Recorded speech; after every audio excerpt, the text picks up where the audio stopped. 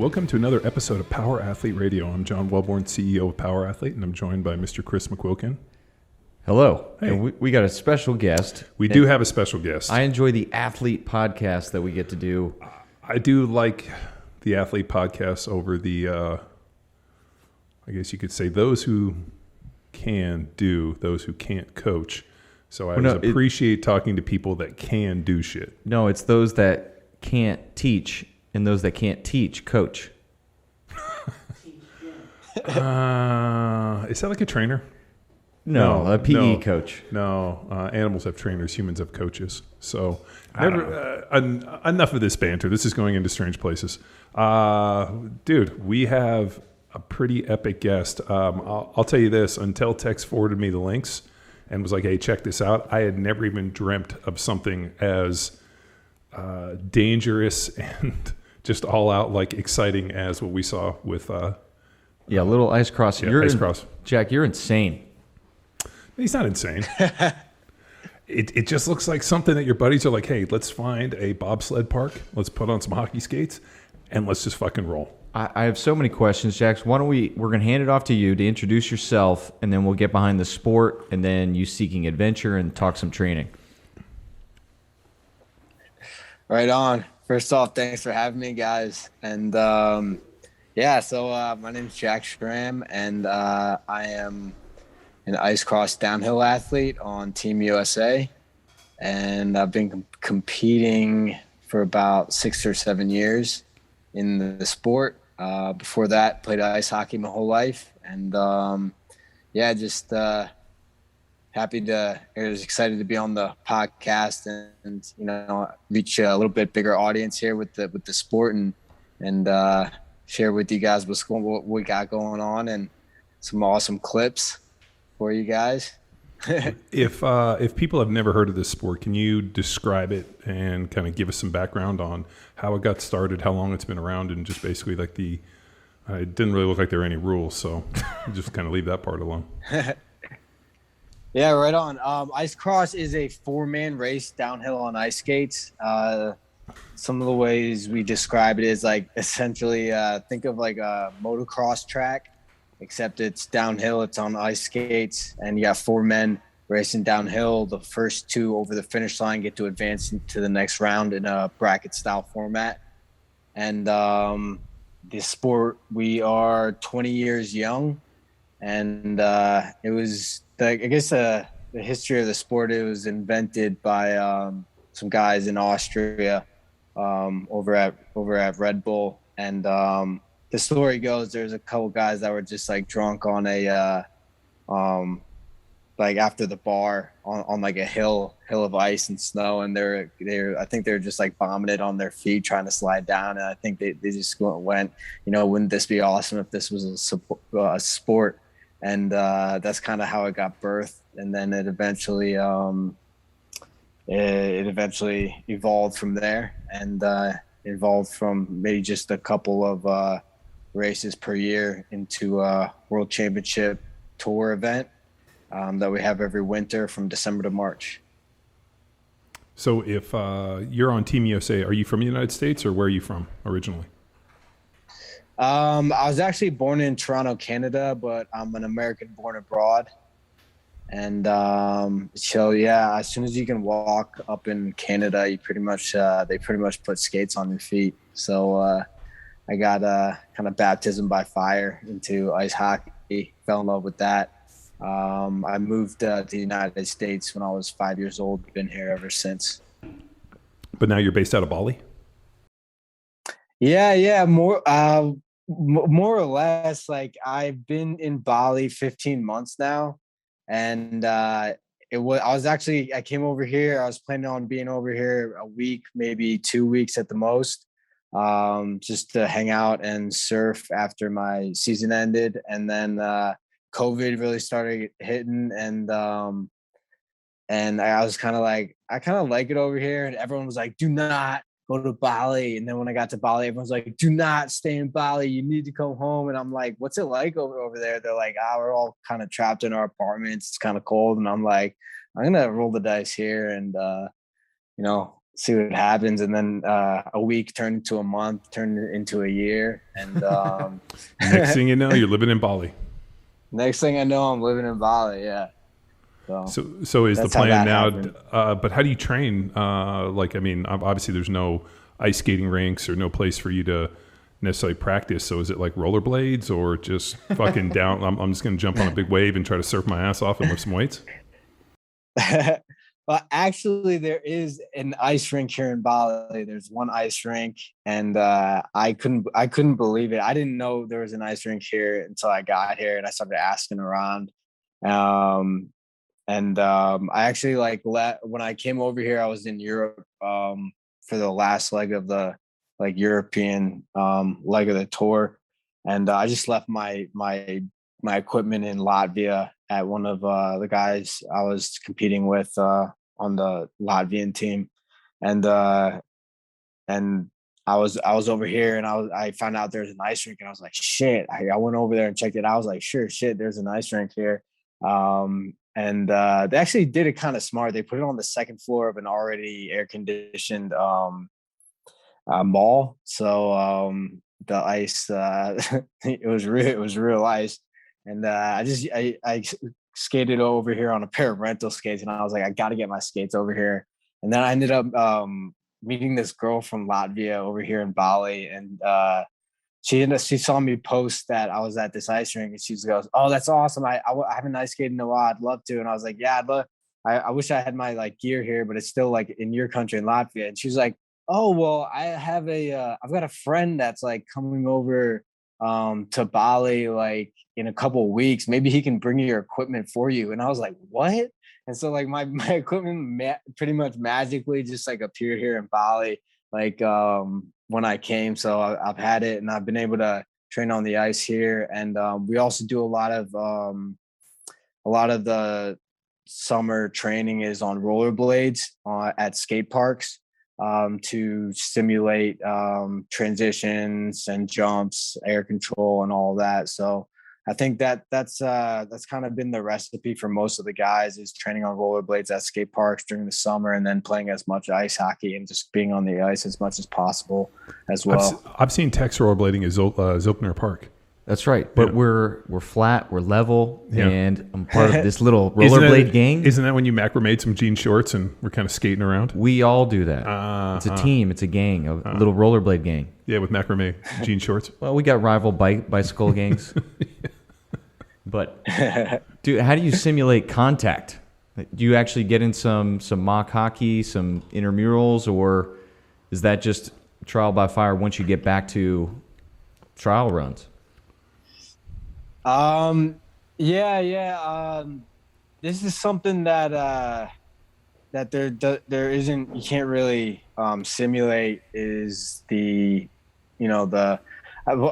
really like the saying, if you ain't rubbing, you ain't racing. Yeah. And so Rubbin's racing from Days and Thunder. Is that okay?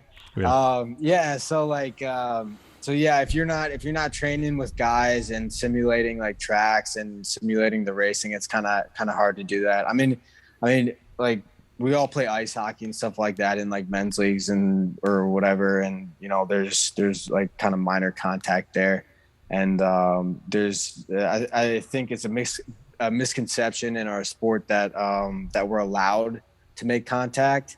Incidental contact is okay, but going out of your way to check someone is you can get disqualified for that race, and then your night or weekend's over.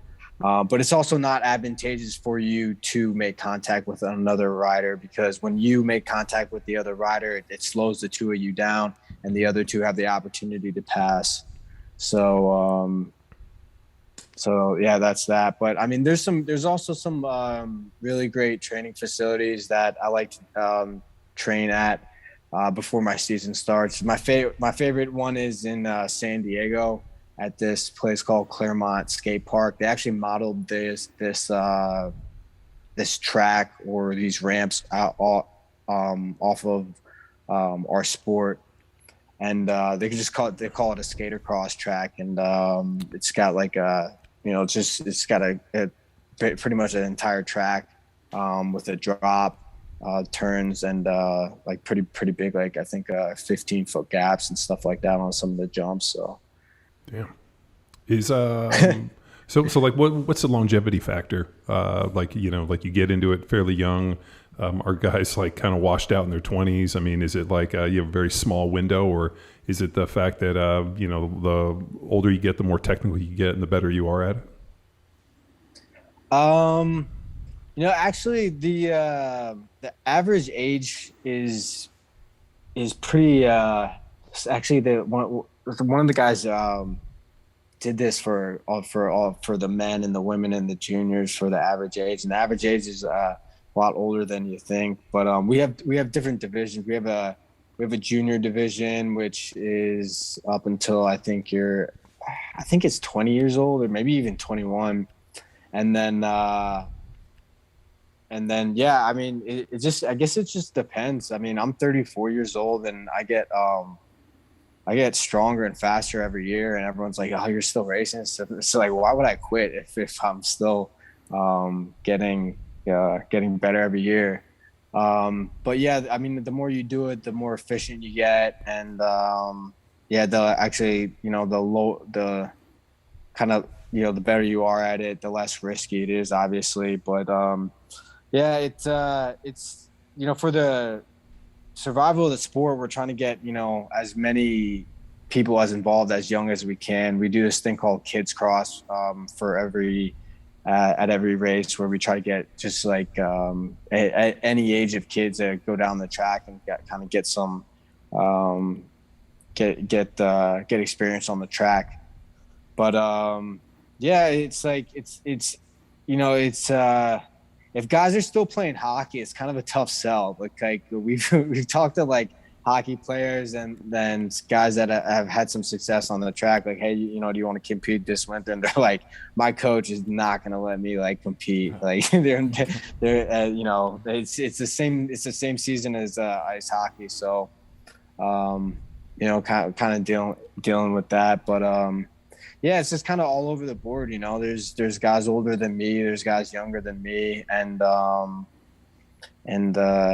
think like I said, the sport's 20 years young. We're still in our infancy stage, and I think we're just trying to still find our groove as a sport, and still kind of guys are kind of coming in at all different kinds of ages, and having success and peaking at different ages for sure. And it's so we're just discovering things as we go.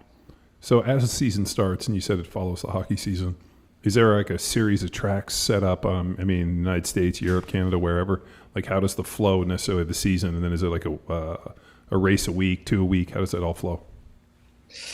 Man, it's kind of all over the board. We usually don't get the schedule as early as we'd like to. It always comes out in the late fall, and then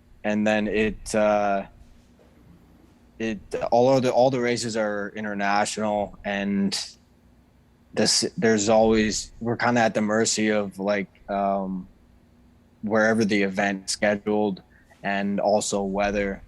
So some of these tracks are in like places that maybe only have windows for to have us or host us during these dates. For example, like Fenway Park, and then we race in Japan in the Yokohama Harbor and things like that. And it just depends. I mean, some seasons we've got a race every weekend. We're traveling like back and forth from Europe to North America, to Asia, back to North America, like every week.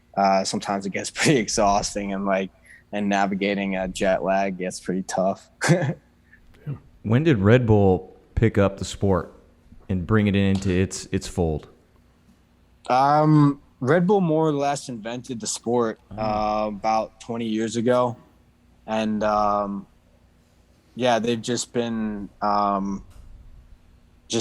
developing the sport over the years, every year, and been getting more and more races, and really been instrumental in helping us really make this sport a legitimate sport and get it ready to approach the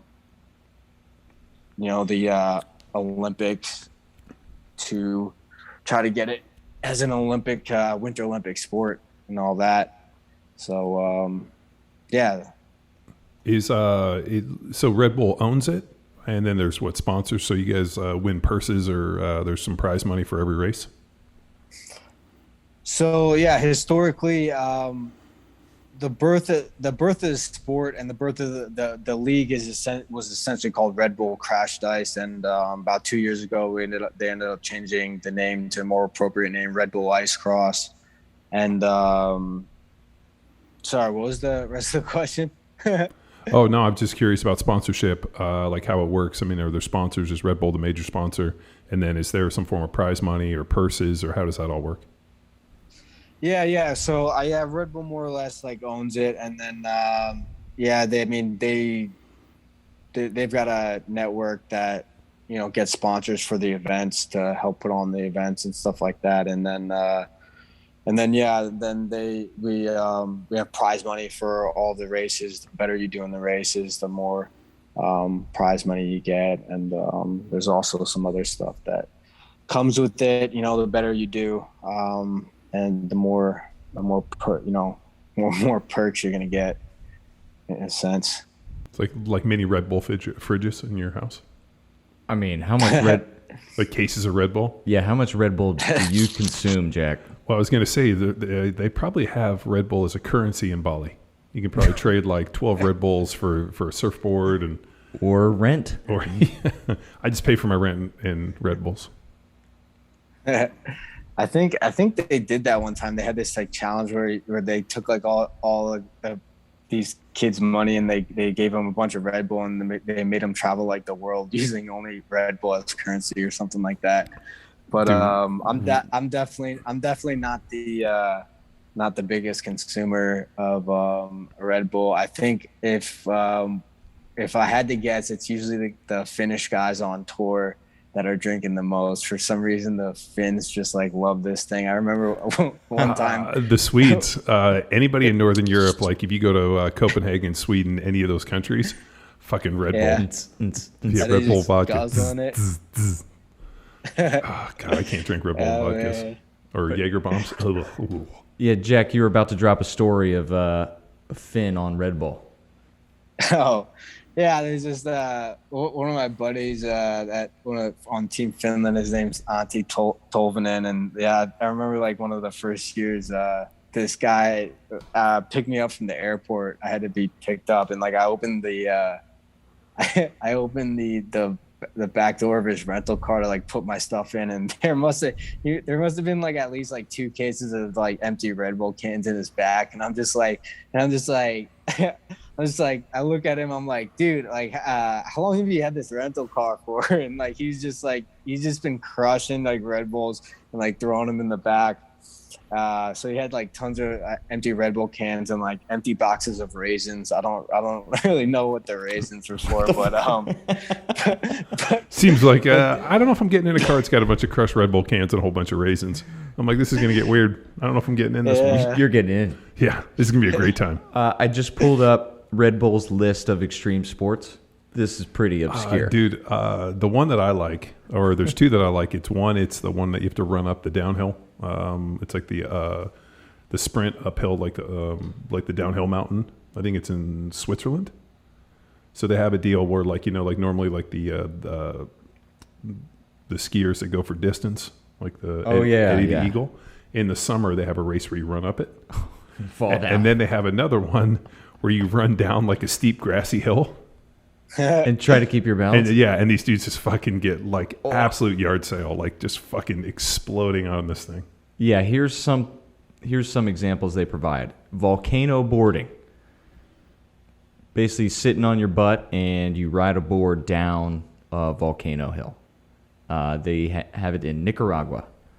Then next up, these are ranked in like the most extreme. Number 2, crocodile bungee. What? Yeah. Okay. So they have like a pool of crocodiles and you bungee and have to get like some of your body in the water? Yeah. So imagine like a James Bond film where you got all these crocs in the bottom, and then you bungee down close to the crocs, and then they can jump up and get you at the bottom of the bungee cord. Fucking hell. Oh, Jesus. What country is that in? That would be in Zambezi River in Africa. Oh, yeah, that makes sense. Oh, man. If it was hippos, I'd be nervous. Hippos kill more people than crocodiles. So, What? yeah. The hippos kill more people in Africa than any other animal. I did not know that. Hippos are fucking mean, and they can and they're massive. They're the size of a car. I And they attack suppose. people. You've seen them just kill their babies? Yeah, no. Infanticide. Ooh. Yeah, no. Hippos are fucking nasty. Well, the next up, and this may be your next sport, Jack, limbo skating. So on roller skates, but you limbo. We don't know how flexible Jack is. You're right. I don't know. That's definitely my flexibility is not my forte. Yeah, he He doesn't. needs iron flex. He doesn't seem like a supple leopard. Level 99 supple leopard. All right. Well, I think Will Ferrell's one of the only ones that ever reached on level that 99. An SNL skit. Yeah, level 99 supple leopard. Are you familiar with Kelly Starrett and Mobility? The big mobility Mobility guy? wad, yeah. Yeah. Yeah, Well- it's called the Ready State now. They don't Sorry. WOD anymore. Well, he knew it. He's He knew coming on the pod. Next up, this is insane. Wing walking. So you're on a propellered airplane, like one of those old ones, think World War II style, Yeah. with the double stacked levels of wings, Yeah, they're called biplanes. biplanes, and then you walk along the wings.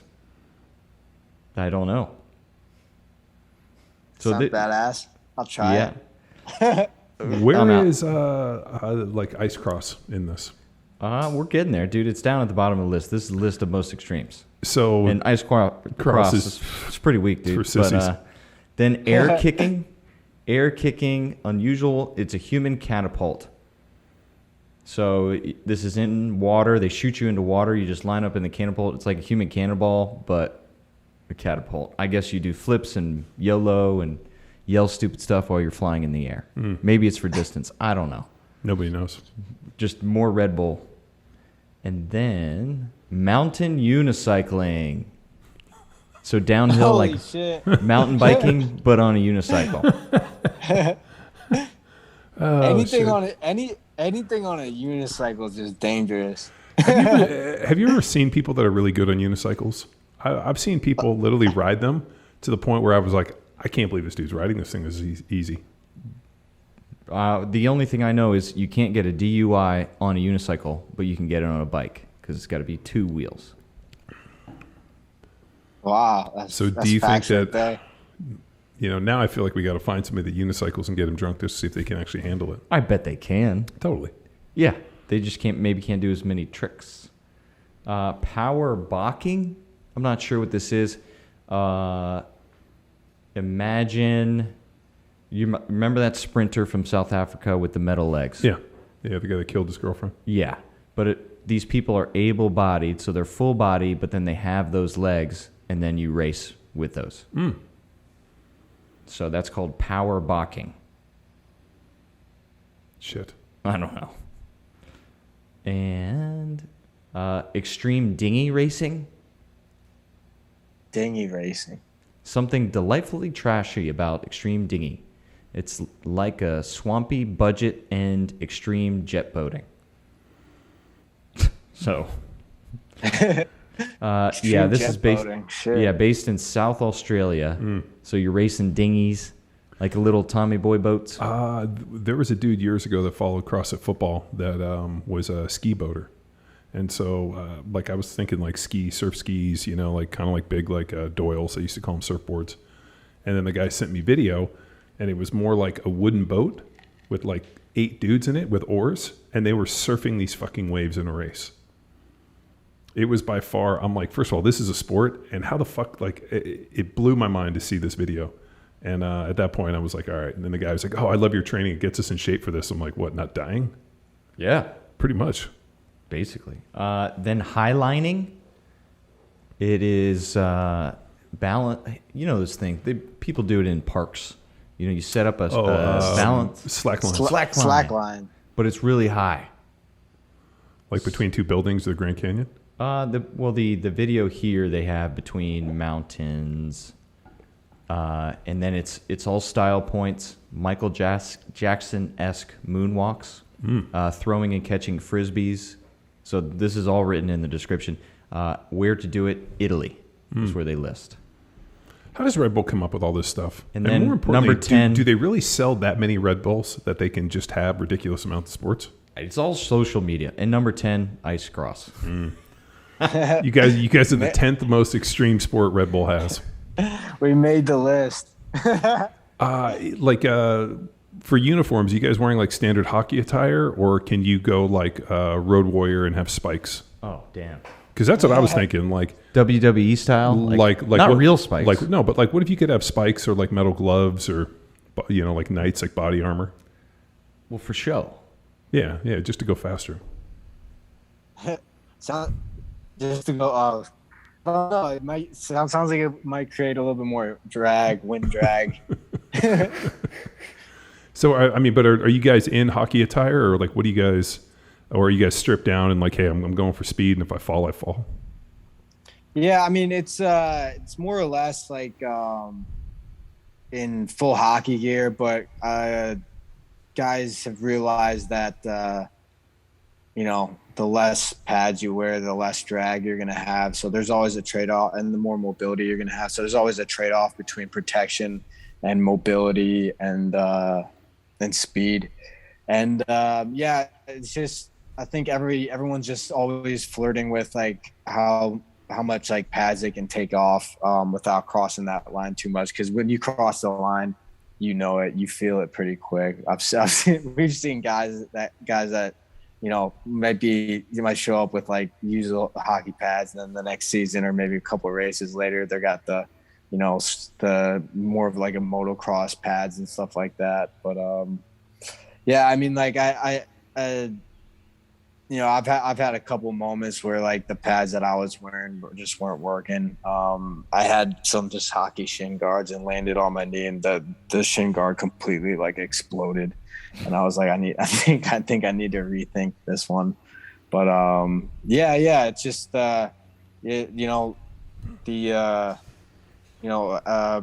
bringing in like motocross pads and just like guys getting like pretty creative with pads, like in in the locker room. You just see guys with duct tape and like couch cushions and stuff like that, just trying to find like the best balance between being able to move quickly and also protect from that fall that you don't see coming. How long are the races? Like, I mean, what's the length of the track, or is it all varying distances? All varying distances. On average, they're around 400 meters in length, and will take around 40 seconds to get down. Any style points with your jumps? Anybody try to flirt with a flip in there, or are there style points? I thought it was just survival of the fittest. I'm asking. So, yeah, I mean, well, we have a freestyle. Competition now. They used to have just the single races, and then we used to have a team race where it was like 3-on-3. The first two over the finish line get advanced to the next round for the team. So there would be like 6 guys on the track going down at one time. That was always fun. But then they got rid of the team race and brought in a freestyle event, kind of like a slope style. And so they usually do that on like the Friday night. And there's some guys are pulling off some pretty crazy stuff. You got some guys coming in from like Cirque du Soleil and stuff like that, doing some really crazy stuff on skates, crazy backflips and other stuff. Do you get the fans involved? Like, do they have, like, before you guys go down, you send the fans down on like pool toys? Like they get to ride like a unicorn pool toy. You get to ride it down and just fucking implode. That's what I'd want to see. Well, at the end of the race, when the race is over, there's definitely like guys that have been doing some crazy stuff like that. Like some of the guys that worked on the track, And they definitely have like during our races we have kind of some like halftime events and stuff like that where guys go down in full goalie gear. We've got we have guys like going down in like big mascot outfits and stuff like that. And also they have some previously I've had some the other like Red Bull athletes that ride BMX, mountain biking, and motocross come on the track with they usually put like spiked tires on them so they can grip the ice, and then they'll go up and down sometimes on the track, and that's pretty cool to see. On a skateboard too, guys. They I remember St. Paul one year they had this skateboard they fashioned, and where the wheels are, they had these like these small blades, and they had this guy go down in the entire track and do some tricks on this skateboard that was basically had like blades on it. It was pretty wild. Yeah, I don't think anything could go with that. I mean, what's the worst that could happen? Wear some knee pads. Yeah, you'll be fine. Yeah. Well, actually, what they made the guy did, which was, I don't know, I thought it was kind of ridiculous, but they were like, well, what if this guy like slips or something like that, and then the skateboard goes over the boards into the fans and like slices a fan or something like that. So they didn't want this like rogue like skateboard to like get rocketed off the track. So they tied a string to the guy's like heel and like a leash, like a surf leash on the board, and then made him go down like that. Well, I mean, that makes sense in the old F1 and NASCAR days. Dude, like part of the thrill of going as an attendee was you could die. Dude, people still lose tires, even though they have cages up and stuff. I mean, that stuff goes over. And I mean, you think about the F1 or the rally races. Like it always trips me out whenever you see any of the rally racing in Europe. Like the fans are literally right on the fucking track, and these dudes are doing like, like 100-mile-an-hour four-wheel slide. I'm just thinking like, oh my God, like these people death wish. Yeah, that's why they go. Yeah, I mean, even America, we're weak. Like I went to a baseball game. I was sitting on the front, the first base line, all nets. So no more. Oh, you can't grab them? I mean, if they go up. Well, it's because people are texting.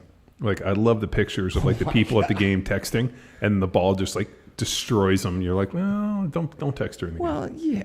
Pay attention. What any major injuries for you? Probably the biggest one I had was I broke my back in a race in Canada one year. Like a vertebrae? Like broke it? Like paralyzed or just kind of fracture? No, it was just a fracture. Like I broke a piece off of the vertebrae. So yeah, I was coming down like I was battling for this one guy for the second spot, and we were coming around a turn, and I ended up sliding out, and the turn was supposed to go. It was a left turn into a right turn, and the right turn was down into basically another part of the track, but I went down on the left turn, and I ended up getting like launched over the fence that was supposed to catch people that didn't make this turn, and I get launched over this thing, and I'm basically doing a front flip over, and I'm trying to grab at the net in the fence below me, so that I didn't get launched over. Basically what I did get launched over is like a 10-foot drop. So like I'm like in the air. I remember trying to grab at this fence, and like all I can hear is the crowd, and the crowd's going woo, and like I'm in the air, and I'm like, oh fuck. And it was just one of those ones that, like I knew I was going down hard, and I basically went from a probably like a 10-foot drop, landed on my back, and it rocked me, and I came to a stop after I hit the boards, and the medics jumped right on the ice and stuff like that, and rushed over to me, and they're like, don't move, and I pushed them off me because I wanted to finish the race. So I pushed him off me, and then I finished the race, and I don't know, I just remember like people coming up to me like, "Yo, are you okay? That was crazy," and I was just kind of a little out of it.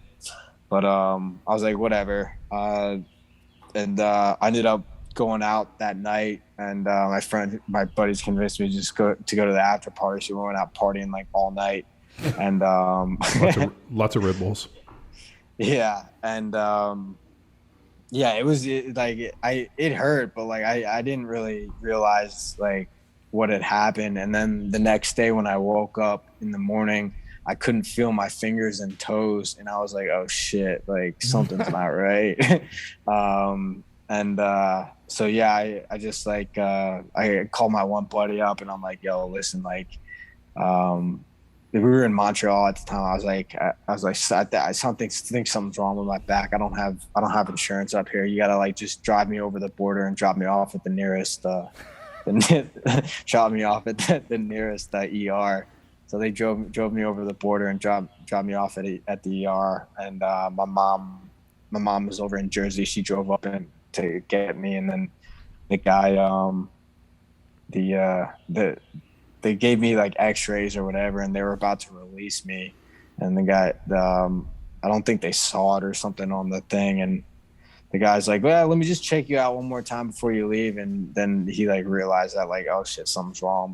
And then I think I got transferred to a different hospital, and they did some more tests and found out that I had broken a vertebrae. But he said it was the best break that I could have had. And yeah, I mean, it was I guess I was lucky. And yeah, it was just pretty much standard, like 6 to 8 week recovery time. I just had to just walk around with one of those old person walkers with the tennis balls on the bottom for a couple of weeks and get nursed back to health. But yeah, that was probably the worst one that I've gotten while racing.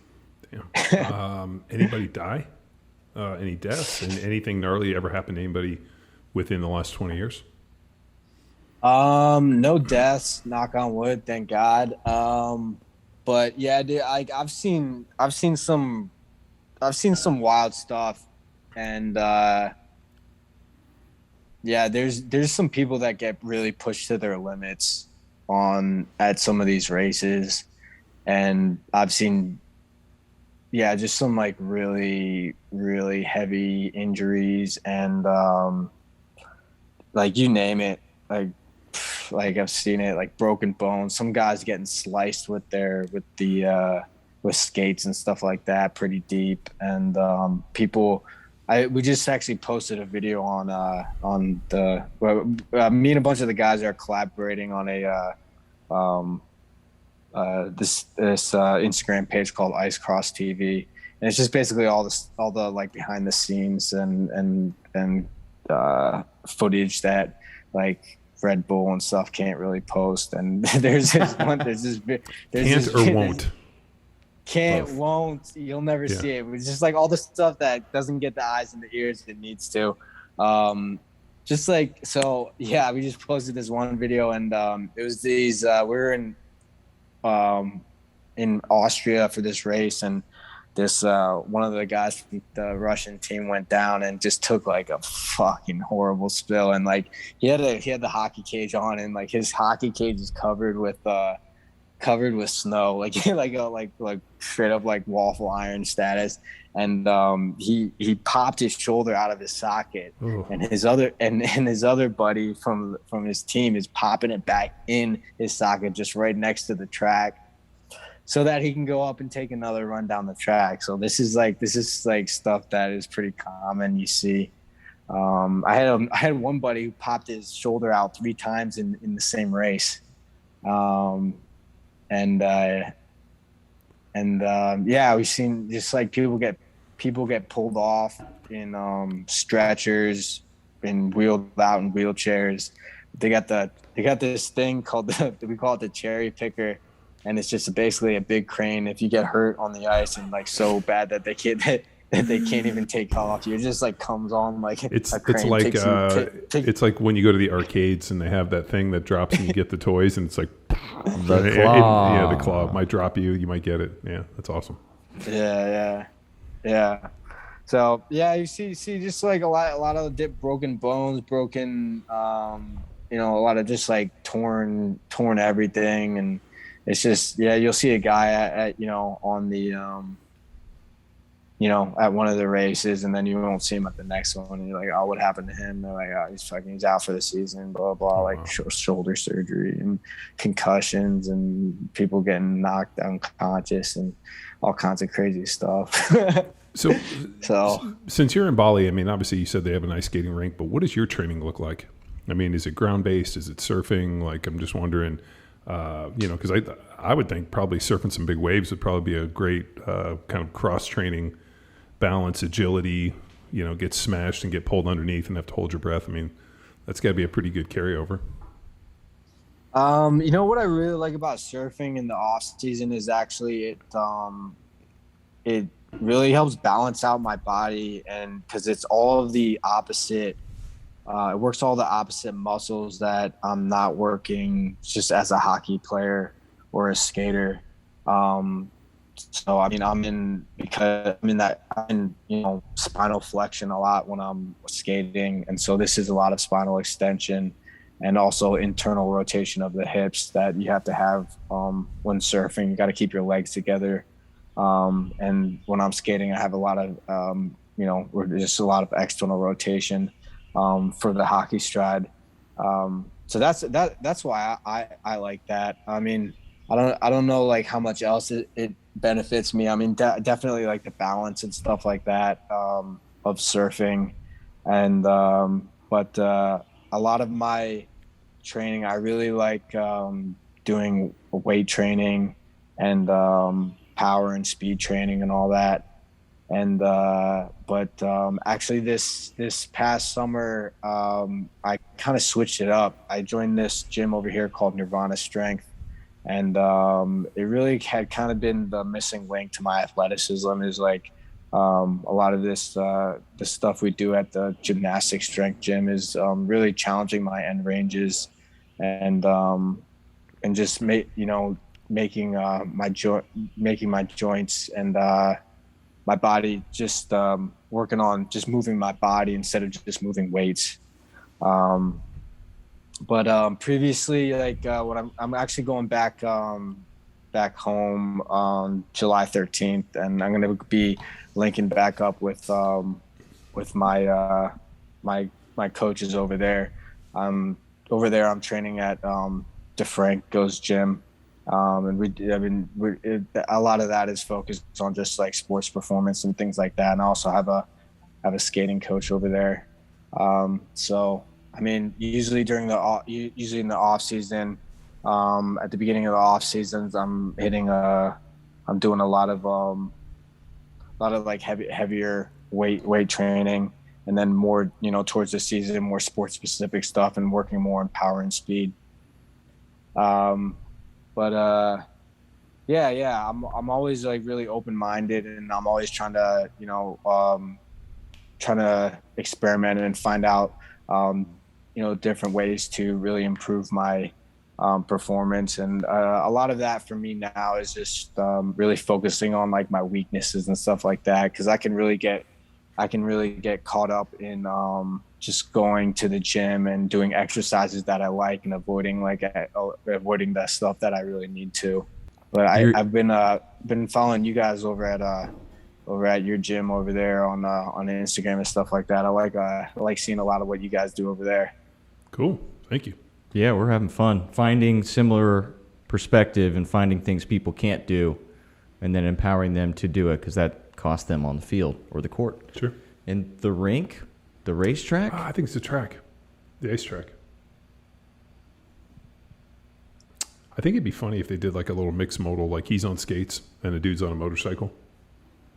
And what do they race? And maybe a skateboard. And then you get like all three, and they get to go down and see who wins. Well, the motorcycle's got to win, right? But what if you govern it? They can only go to a certain speed. Or if you put him on those skis, like on James Bond movies. You ever seen those? Like in the James Bond movies where they're always on a motorcycle, like in the snow. No, and they always have a front ski. Man, there's probably endless amounts of cool shit they can do. They could probably put explosives. Well, look at Red Bull. That was just the top 10. This whole website, it's like 50 different unique sports. By far the craziest one is the squirrel suiting. Is a guy like Andy Stumpf, like where they jump off, and those guys like have those squirrel suits, so they jump off like base dive, and then all of a sudden they like catch air, and then they start like flying those canyons. Like every time I look at that, I'm like, like they have like a life expectancy of like a bug hitting a windshield. I mean, it's God. Yeah. I mean, it's just because they keep pushing their limits. They're always trying to find that stoke, you know. Dude. But it's like they didn't go close enough the last time, so they got to get closer this time. And that's the way it goes. Can you relate in that seek of the thrill and the adrenaline rush, or is it all about the sport, the team, the camaraderie for you? No, I mean this is why extreme sports are so exhilarating and also so addictive at the same time, is because I mean you're never gonna stop pushing your limit, and your limit is just gonna keep moving as you progress, and it just you find out pretty quick, if you push it too far. Because I mean, like everyone looks at like our sport and go like, oh, that's so crazy, and it doesn't really seem that crazy to me because I've done a lot of the work that reduces the risk of the sport through practice. But it just, like we always say in our sport, it's like anyone can generate speed on this track, right? It's a track of ice. Like anyone can generate speed. It's the guy that can control his speed who's going to win the race. And learning how to control that speed is just constantly being able to like push your limit and stuff like that. And for me, the crazier that they can make the track, the better. It's because like like if my life is in danger, that's when I'm having the most fun. And when you get, when you start competing with these guys and the best in the world, this is the kind of level that you want it at too. You want it kind of to a point where it's really going to separate the guys. Because if you have an easier track and stuff like that, I don't know, it's just not as exhilarating, and it also kind of levels the playing field for like all of the guys. But yeah, we've definitely had some tracks where like I've even seen like some of the veterans and some of the best guys on tour shaking. One of them in particular was in Marseille, France. And I remember when we got there, there's basically two features on the track that everyone was like, yo, like what the fuck? And like, and like, I don't know if they didn't calculate the guy who built it didn't calculate it right or something like that. But like, all right, the first feature was the drop right off of the starting gate, and like everyone rolled up and is like, there's like literally it was a drop that was so steep and it didn't have much of a, and then we were right into like a step up, and it was just like the drop was like so steep going down that everyone was like, there's no way in hell that we're going to be able to transition off this without breaking our ankles or our neck. So they're like, all right, well, we're going to just send down one of the guys to go down on it to do a test run. And like, everyone that's competing is like watching like this one guy suit up, and then he gets up there, drops in, and I think he ended up like breaking his ankle like off the first drop. And so they're like, nope, we're not doing that one. Yeah. So they're like, oh shit. Like now we have to do something. Like the race is supposed to be in like, 20 hours. And so they ended up having to get all this artificial ice, and they patched up. They basically got rid of this and dropped completely and patched it up. So it was like not that. So it went from ice to this artificial ice to ice. So that they had to fix this one, because it was literally impossible to for us to have a race on this. And then the second feature later down that track was the one we ended up like nicknaming the Widowmaker. because it was the biggest drop like anyone has ever taken, especially on ice skates. And like literally like like when you got to the bottom, by the time you got to, if you made it to the bottom of the drop, if you didn't fall, you could the force and the G's like you could feel in your in your legs like so much. It was like you could just see like people's like knees, like the people were getting, we were saying everyone's getting the cheese knees at the bottom of this thing because they were just like, because they just like wouldn't be able to handle it and just would just collapse. And so like guys, some got like there's some people that were sliding down on their butts. Some guys are sliding down just like on their bellies because they were so scared to take this drop. And they ended up putting like an S turn right before it to slow all the guys down so that during the race they didn't have to take it full speed because people were just getting destroyed. I mean, there was medics standing by, people getting carried off in wheelchairs. And like I remember, I saw one of my buddies like face after he took the run. He was just white in the face, and this guy just like got pushed. I mean, pretty much pushed to his limit. He was like, I'm done, dude.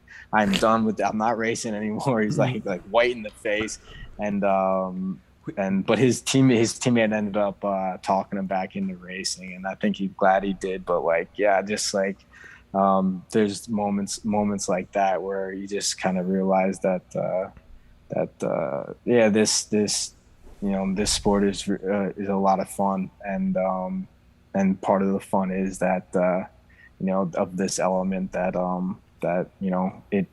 it's dangerous and it's fast and it's exhilarating, and I think that's why it's also so addictive for everyone that does it. So and everyone that's watching. Did you guys miss a season because of COVID? Oh man, so like this last season was like the weirdest thing ever. We didn't miss it, but it just wasn't like a normal season. What they ended up doing was usually they crown world champions is crowned by a point accumulation system throughout the whole season. But this past season they held just national races, so that people didn't have to travel internationally. Then they took like the best guys from there and sent them to kind of like a Super Bowl style event on April 2nd of this past year in Moscow, Russia, where there's a permanent track. But it was just weird. It was like none of the North American guys got to go because like they couldn't get into Russia.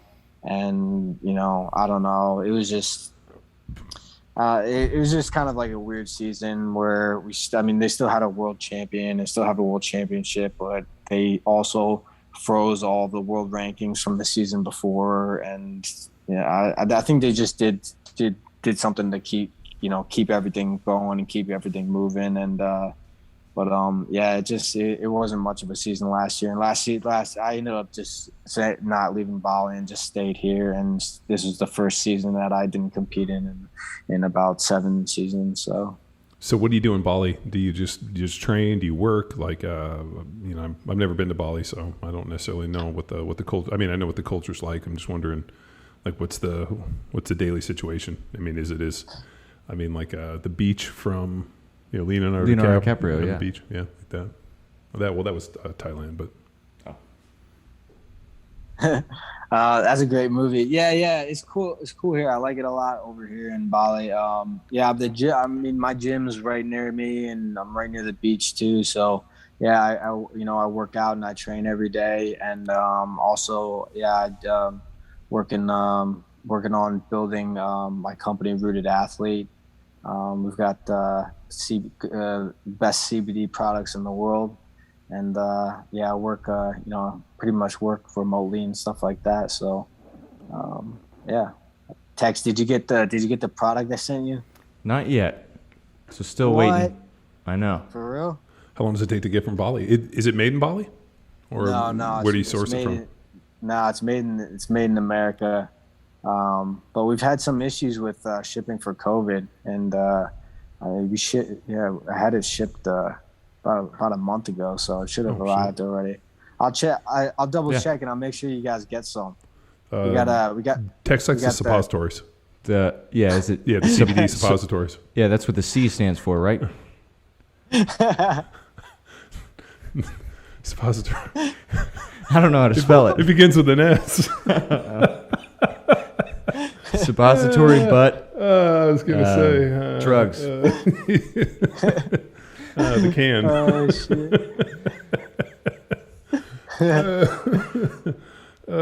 Dude, that was in the NFL. It was like our standard deal where they'd be like, "Oh yeah, hey, the doc gave you something." Where it was like, "Oh yeah, suppositories." It just was like the stupid. Like, it's funny. Yeah, no, it's still funny. And even though it's been years and you've heard the joke, like anytime somebody says it, you just laugh about the doctor being like, "Well, bend over. I'm going to give you the suppository painkiller or suppository something." Yeah. Well, so you're based in Jersey when you're stateside? Yeah. I was in Austin, Texas for about 6 years, and then my sister just had her second baby, so I've been spending a lot more time up there with them, and because I've been traveling like a lot during the winters for the sport, and during the summers I got uncle duty babysitting. Dude, Uncle Duty's the best. As soon as it gets hard, take this.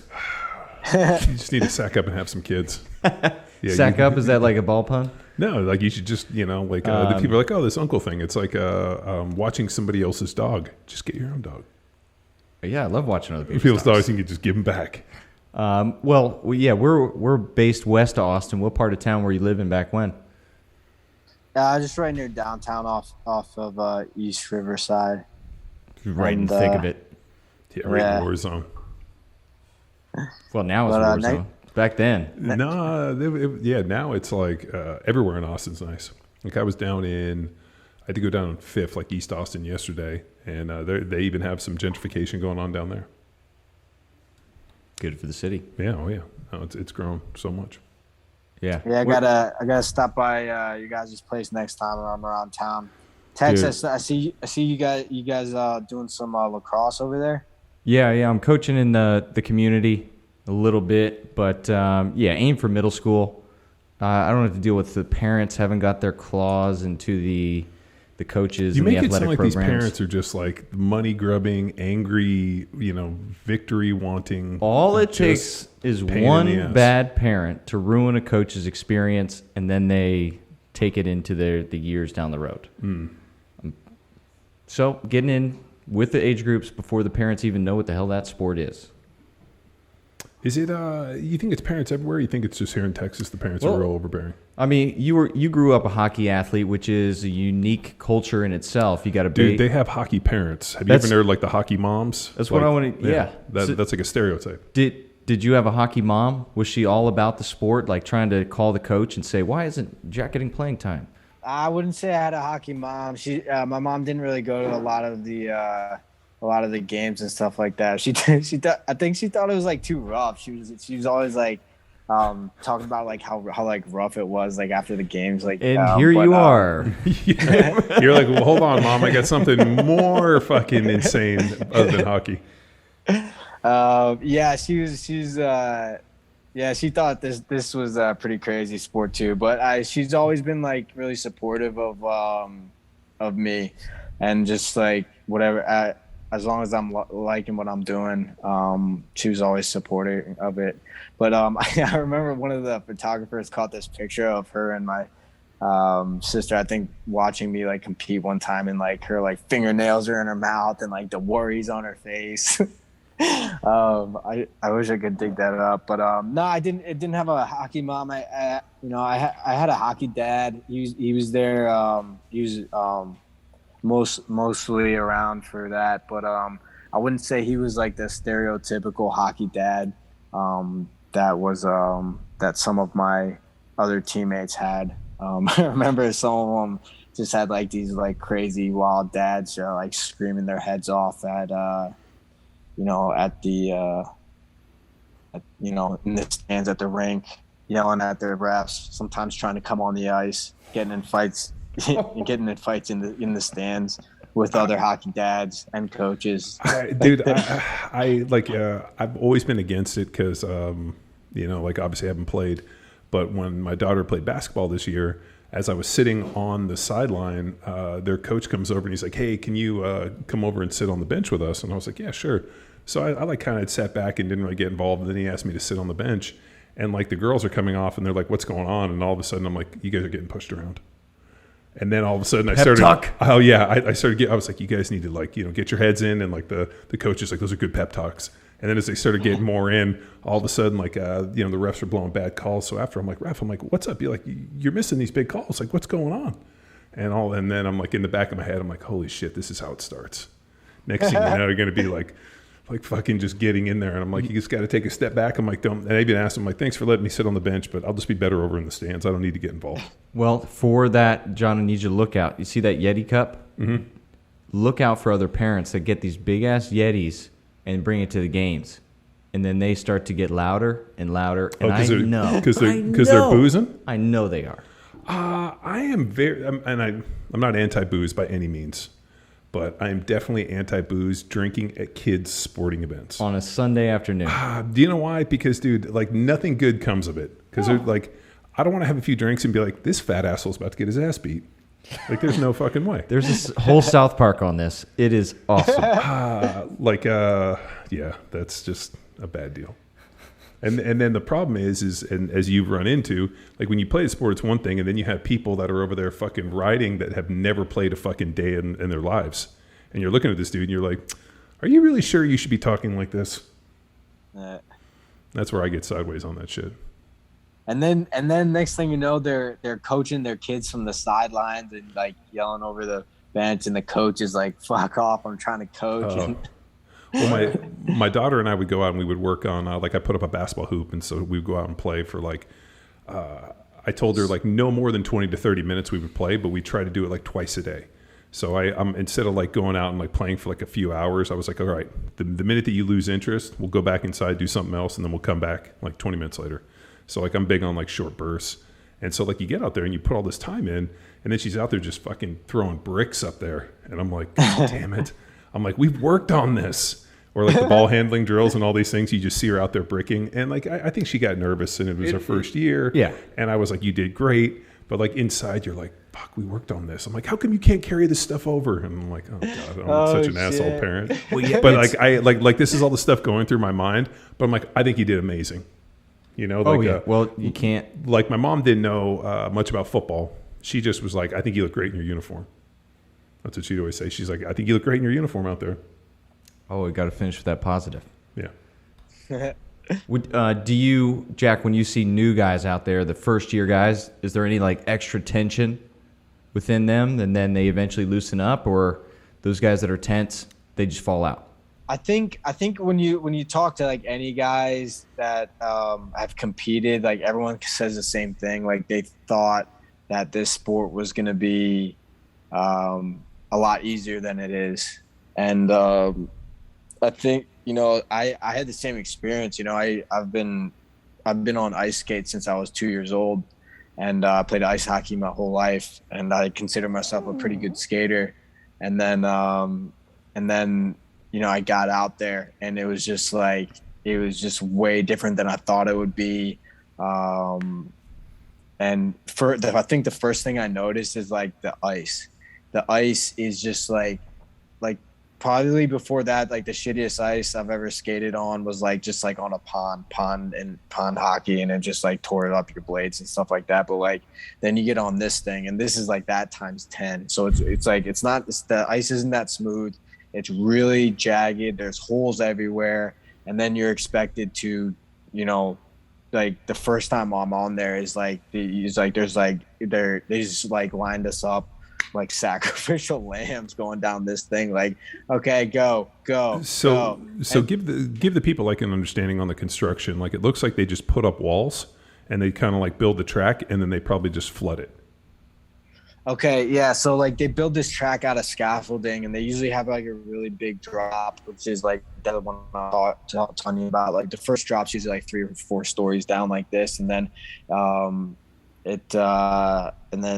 there's hairpin turns and other jumps throughout the jumps and drops throughout the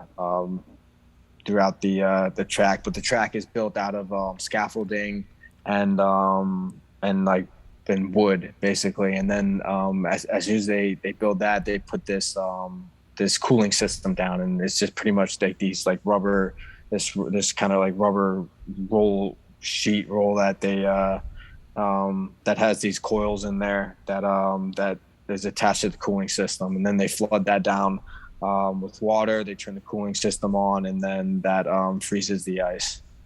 So and then they just have like a huge crew of guys that build and maintain this. Shout out to those guys. Those guys are making ice like, you know, all through the night. You know, yeah, but it's like not like there's like a straight. Zamboni that's like making it smooth and fast or anything. It's probably just like, well, we froze the ice, fucking go. Yeah. And then I mean they re-flood the ice after every before it, every night to make it smooth again. But yeah, it's just really bumpy basically. And so yeah, like when you get out there, you're just and then you see these guys on TV, and the way they film, the way they do a really good job of filming the sport. And then usually the races that they're showing like on TV are like the races more towards like the end of the bracket. So it's like, you know, the top guys, so that they're all making it look easy. Then you get on this rink, and it's just like the thing's way bigger, way taller, way faster, way crazier than you thought. The ice is jagged. So whatever like nervousness that you had like going into it is just like multiplied. And like, yeah, you see the guys like shaking and stuff like that. And I think like another big thing, like people are really surprised when they come on is how fast it is right out of the gate. Like it's like as soon as that as soon as that buzzer goes and those gates open, it's like people are out of that thing full speed. Have they ever put a guys, radar on you guys? Like how fast are you guys moving? Like they ever shoot you with a radar gun and give an idea of speed? Yeah, they clock us at 80 kilometers an hour, which is about 50 miles per hour top speed. So, I mean, obviously when they're going around a 180 degree turn, you're going to slow down. But yeah, that's top speed. And yeah, I mean, I think the guys that succeed the most in the sport are guys that just like stick with it and stick with the sport, because you can train this stuff like all you want in the off season, like I described, but like nothing beats the actual race experience. So when you leave Bali and you go back to New Jersey, you ever come back to Bali, or are you done with Bali? No, I think I'm gonna be back. I don't know when I haven't seen my family in a while. I really miss my family, so I'm gonna reconnect with them. And I think I'll probably come back here after this next season for a bit. I think this will definitely be a stop, like right after my season ends, to just kind of reconnect and chill out for a bit. I really like it over here, and I've got really good training facilities and over here. So I don't know. I'm just gonna kind of go with the flow. I don't like to make too many plans, just whatever happens. Cool. As the schedule, you'd mentioned earlier, schedule is pretty on the fly. Is there any like upcoming event that is set that we can have our listeners tune into? No, I wish I knew. Probably won't be. Probably those dates probably won't be released until the fall, but I'll keep you guys updated. Any other questions? No, man, I'm stoked to watch it. Believe me. I mean, it's always cool to think that there's. I mean, like it wasn't even on my radar until you started sending me all this stuff, and I was watching the clips and being like, oh my god. So it's pretty cool to see. Something like ice hockey, and then bringing over and doing this transition into something that's pretty fucking extreme. And, definitely, I doubt they have tracks in Austin, Texas, but I'm wondering what the closest one, and I'd love to see it in person. Mm-hmm. Is there, where in the United States are they mainly up like North Minnesota, New York, kind of that part of Wisconsin? Yeah, they're usually historically have been in St. Paul, Minnesota. That's kind of been, they got really great fans up there, and historically that's kind of been the hub where a lot of the athletes have come out of. We've also had races in Niagara Falls and I forget if that was on the US or Canada side, but Massachusetts also. I think they're just trying to at this point just find like more places to grow the sport. So I don't know. I mean, anything's possible. Like I've seen, we saw this track in Marseille, France, and in Marseille, France, there's literally palm trees. So I think that they're getting better and better at being able to host these things in warmer climates. And even in Yokohama, Japan, it was pretty warm when we had one. So I don't know, who knows, maybe Austin 2022. Sweet. Well, wintertime for sure. If people want to get more information or they want to follow It snowed there, right? It did. It was people about lost their minds. Crashing was nuts. But if people want to get a hold of you or they're interested and they want like more information, Instagram's the best way. And what's your handle? And just give us a few ways that people can connect via social. At Jack Schram, that's JackSchram on Instagram. Also, I mentioned before, me and the guys are collaborating on an ice cross page. So at Ice Cross TV, if you guys want to see all the behind the scenes and footage that you're not going to see other places. Sweet. Well, dude, thanks for taking the time. I know it's late there, but yeah, thanks for staying up late and jumping on Power Athlete Radio. Hell yeah, man. We look forward to connecting in person, man, as well at some point. For sure. Thanks so much for having me, guys. Anytime. All right. Sweet. Well, thank you, Power Athlete Radio, for tuning in to another episode of the premier podcast in strength conditioning. Bye. I'm a loaded freight train and I'm right on track. I'm smoking.